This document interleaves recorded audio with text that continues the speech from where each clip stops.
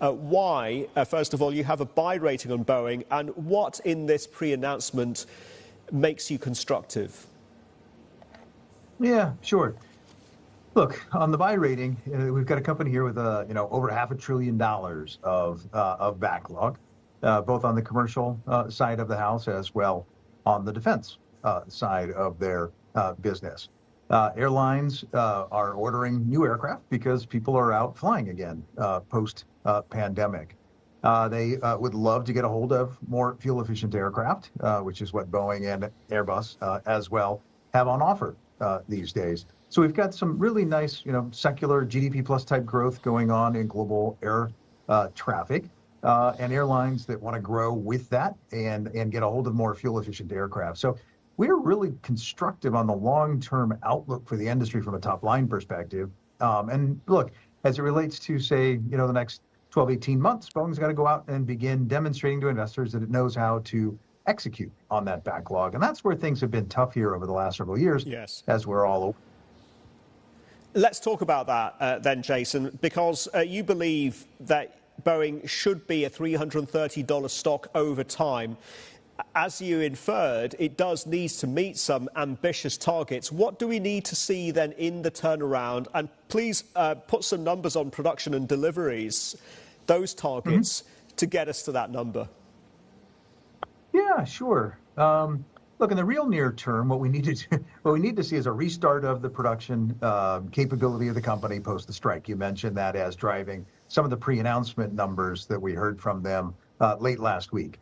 They were at 38 aircraft a month on the 737 prior to the Alaska door blowout, and have been at significantly lower levels since then, including not producing much in the way of aircraft in the September, October, November timeframe. We'd like to see them get back to 38 sometime in 2024, hopefully over the summertime.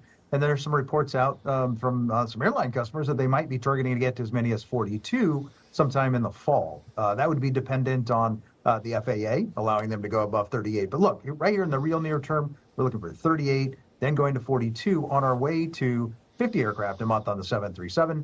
And on the 787, we got to get to 10 aircraft a month from roughly 5 today. On the 777, we need to get to 7 a month from, say, 3 today. So we've got some pretty hefty production rate increases in front of us, and a management team that wants to go slow and methodically to make sure that they do it right and can sustain it once they get there. I was about to ask you about that. How much confidence do you have in Kelly Ortberg in terms of spearheading this turnaround?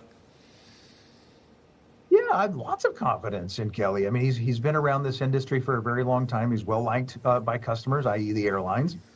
He knows how to manage, a multifaceted supply chain. All that being said, these are big structural issues that are not just here at Boeing. It's across the aerospace industrial base. The pandemic led to an acceleration of retirements. The industry needed to ingest a lot of new people that weren't all that productive at the start. It takes about 5 years for employees to really get productive.